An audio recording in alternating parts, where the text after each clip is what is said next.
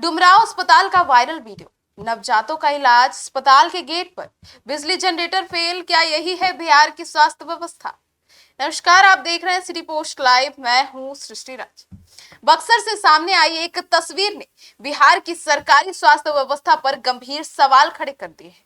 डुमरांव अनुमंडलीय अस्पताल के mother and newborn care unit यानी कि एमएनसीयू का एक वीडियो सोशल मीडिया पर तेजी से वायरल हो रहा है, जिसमें दो नवजात बच्चों का इलाज यूनिट के अंदर नहीं बल्कि उसके गेट के बाहर किया जा रहा है। जी हाँ, परिजन हाथ में पंखा झल रहे हैं, मतलब पंखा चला रहे हैं। डॉक्टर और स्वास्थ्य कर्मी है वो नवजातों को बचाने की कोशिश में जुटे हैं। लेकिन सवाल यह है कि आखिर ऐसी नौबत आई ही क्यों? स्थानीय लोगों का दावा है कि अस्पताल में बिजली गुल थी और जनरेटर भी काम नहीं कर रहा था। भीषण गर्मी और उमस के बीच एमएनसीयू के अंदर नवजातों को रखना मुश्किल हो गया, जिसके बाद डॉक्टरों को मजबूरी में बच्चों को बाहर लाकर इलाज करना पड़ा। हालांकि प्रशासन जो है उसकी ओर से अभी तक बिजली और जनरेटर की जो स्थिति है उसको लेकर कोई भी आधिकारिक बयान सामने नहीं आया है। लेकिन वायरल वीडियो अपने आप में बहुत कुछ कह रहा है। सवाल सिर्फ डुमरांव का नहीं, पूरे व्यवस्था का है। यह घटना केवल एक अस्पताल की लापरवाही का मामला नहीं है। बिहार में समय समय पर सरकारी अस्पतालों में ऐसी खबरें सामने आती रहती है, जहां मरीजों को मूलभूत सुविधाओं के लिए संघर्ष करना पड़ता है। कई ऑक्सीजन सिलेंडर की कमी हो जाती है, उसकी शिकायत मिलती है। कहीं डॉक्टरों की ही कमी हो जाती है, कहीं दवाइयों का अफवाह उड़ता है, कहीं बिजली जनरेटर जैसी बुनियादी व्यवस्था ही ठप हो जाती है। सबसे बड़ा सवाल यह है कि अगर एमएनसीयू जैसी संवेदनशील यूनिट, जहां नवजात बच्चों की जिंदगी दांव पर होती है, वहां बिजली बैकअप की व्यवस्था भरोसेमंद नहीं है, तो फिर बाकी अस्पतालों की स्थिति का अंदाजा आप लगा सकते हैं।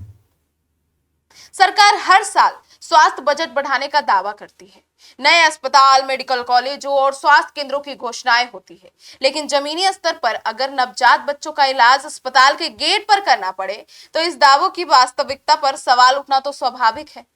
अब स्वास्थ्य मंत्री निशांत कुमार से आखिर जवाब कौन मांगेगा? बिहार की स्वास्थ्य व्यवस्था को लेकर विपक्ष लगातार सवाल उठाता रहा है, लेकिन अब जब डुमरांव जैसी घटनाएं जनता के सामने आती है तो जनता की निगाहें भी स्वास्थ्य विभाग और उनके नेतृत्व पर टिक जाती है। स्वास्थ्य मंत्री निशांत कुमार से जनता यह जानना चाहती है कि क्या बिहार के सभी एमएनसीयू और आईसीयू यूनिटों में बिजली बैकअप की नियमित जांच होती है? अगर जनरेटर खराब था तो उसकी मरम्मत समय पर क्यों नहीं हुई? संवेदनशील वार्डों में ऐसी स्थिति पैदा होने की जिम्मेदारी आखिर किसकी है? क्या पूरे राज्य में अस्पतालों की बिजली और आपातकालीन व्यवस्थाओं की ऑडिट कराया जाएगा? जिन अधिकारियों की जिम्मेदारी थी उनके खिलाफ क्या कार्रवाई होगी? स्वास्थ्य मंत्री के रूप में केवल नई योजनाओं की घोषणा करना ही पर्याप्त नहीं है। असली परीक्षा तब होती है जब अस्पतालों में बुनियादी सुविधाएं सुनिश्चित करनी हो। जनता जानना चाहती है कि आखिर ऐसी घटनाओं की पुनरावृत्ति कब तक होती रहेगी? चुनाव खत्म हो गया, अब राजनीतिक समीकरण की बात आ गई, व्यवस्था तो बदल ही नहीं रही है। बिहार में चुनावी मौसम के दौरान स्वास्थ्य, शिक्षा, रोजगार, विकास जैसे मुद्दों पर बड़े बड़े वादे किए जाते हैं। नेताओं की रैलियां होती है, घोषणाओं की बौछार होती है और जनता को बेहतर भविष्य का सपना दिखाया जाता है, और वो सपना सपना ही रह जाता है।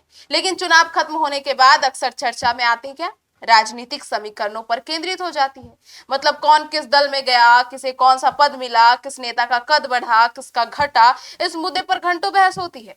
उसके बाद इस नेता ने क्या बयान दे दिया, इस नेता और इस नेता के बीच में क्या विवाद हो गया, तमाम खबरें इसी पर टिक जाती है। दूसरी ओर आम जनता आज भी अस्पतालों, स्कूलों, सड़कों और बिजली जैसी बुनियादी सुविधाओं के लिए परेशान रह जाती है। डुमरांव अस्पताल का वीडियो एक बार फिर से यही सवाल पूछ रहा है कि बिहार में केवल राजनीतिक समीकरण बदल रहे हैं या व्यवस्था भी बदलेगी? अगर वर्षों बाद भी अस्पतालों में नवजात बच्चों के लिए सुरक्षित वातावरण उपलब्ध नहीं हो पा रहा है तो विकास के दावे क्या है? क्या सच्चाई है इनके पीछे? डॉक्टरों की मजबूरी है, सिस्टम की विफलता है, अब इस पर क्या कहें? वीडियो जो वायरल हुई है उसको देखने के बाद तो यह लगता है कि डॉक्टरों पर कई लोग सवाल उठा रहे हैं, लेकिन वीडियो का दूसरा पहलू भी है। यदि वास्तव में बिजली और जनरेटर दोनों बंद थे तो डॉक्टरों ने बच्चों को बचाने के लिए जो उन्हें संभव लगा उन्होंने वही किया। ऐसी स्थिति में सवाल डॉक्टरों से ज्यादा उस व्यवस्था पर उठती है जिसमें उन्हें इस हाल में काम करने के लिए मजबूर कर दिया। एक नवजात बच्चा सामान्य मरीज नहीं होता है। उसे नियंत्रित तापमान चाहिए, लगातार निगरानी चाहिए, विशेष चिकित्सकीय सुविधा चाहिए और ये आवश्यक होती है उसके लिए। ऐसे में एमएनसीयू का बिजली विहीन हो जाना किसी भी अस्पताल के लिए गंभीर चेतावनी है। जांच से आगे बढ़कर कार्रवाई की जरूरत है। अक्सर ऐसी घटनाओं के बाद जांच के आदेश दिए जाते हैं, कुछ दिन चर्चा होती है, फिर मामला ठंडे बस्ते में चला जाता है। लेकिन अगर हर बार केवल जांच ही होते रहेंगे तो सुधार कब होगा और स्थिति कब सुधरेगी? अब जरूरत है कि बिहार के सभी सरकारी अस्पतालों की आपातकालीन व्यवस्थाओं की विशेष ऑडिट हो। एमएनसीयू, आईसीयू और ऑपरेशन थिएटर जैसी इकाइयों में बिजली बैकअप की अनिवार्यता जांच हो। जनरेटर रख रखाव की जवाबदेही तय हो। लापरवाही पाए जाने पर जिम्मेदार अधिकारियों पर कार्रवाई हो। अस्पतालों की स्थिति की नियमित सार्वजनिक रिपोर्ट जारी की जाए। जनता का सवाल अभी भी कायम है। डुमरांव अस्पताल का यह जो वीडियो है सिर्फ एक वायरल क्लिप नहीं है, यह उस व्यवस्था का आईना है जिसने कई बार मरीजों और उनके परिजनों को मूलभूत सुविधाओं के लिए संघर्ष करवा दिया है। अब आज सवाल केवल यह नहीं है कि डुमरांव अस्पताल में बिजली क्यों गई या जनरेटर क्यों नहीं चला। बड़ा सवाल यह है कि आखिर ऐसी घटनाएं बार बार सामने क्यों आ रही है और हर बार जवाबदेही तय होने के बजाय मामला कुछ दिनों बाद क्यों दब जाता है। बिहार की जनता बेहतर स्वास्थ्य व्यवस्था की हकदार है। नवजात बच्चों की जिंदगी किसी राजनीतिक बहस का विषय नहीं हो सकती है। सरकार, स्वास्थ्य विभाग और प्रशासन को यह सुनिश्चित करना होगा कि भविष्य में किसी भी अस्पताल में किसी डॉक्टर को नवजात का इलाज अस्पताल के गेट पर तो करने के लिए मजबूर ना होना पड़े। डुमरांव की यह तस्वीर एक चेतावनी है। अगर अभी भी व्यवस्था नहीं सुधरी तो सवाल केवल एक अस्पताल पर नहीं बल्कि पूरे सिस्टम पर उठते रहेंगे।